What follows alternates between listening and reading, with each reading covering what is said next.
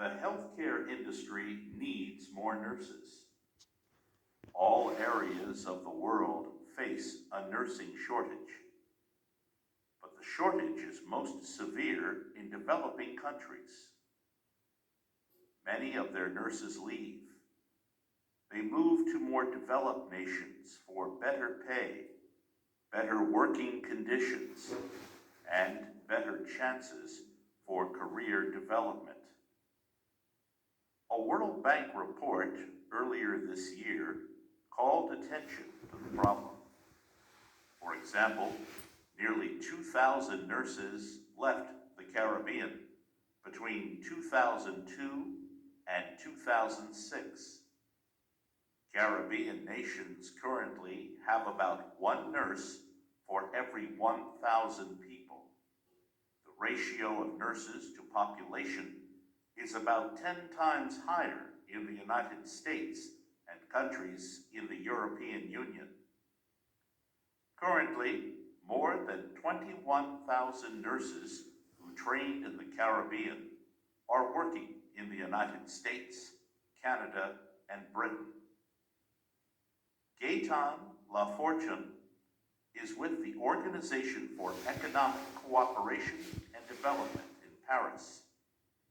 He says the nursing shortage also affects industrialized countries.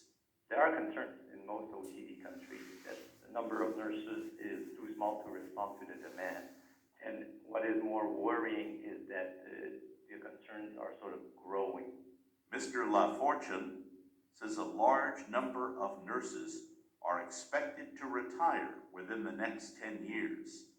At the same time, the healthcare needs of aging populations are expected to grow, intensifying the shortage of nurses. In the US, for instance, some researchers have projected that there may be a shortage of close to 1 million nurses by 2020. The United States is one of 31 countries in the OECD. Gaetan Lafortune says in recent years, many of the countries increased their efforts to hire foreign nurses. But this has raised concern that OECD countries were mainly exporting their shortage problem to countries that may have an even greater need for these nurses. In May, the World Health Assembly approved a global code of practice on the international recruitment of health workers. The Assembly is made up of countries in the World Health Organization. The code advises against actively recruiting health workers from developing countries that face severe shortages. The world also faces a shortage of nursing trainers.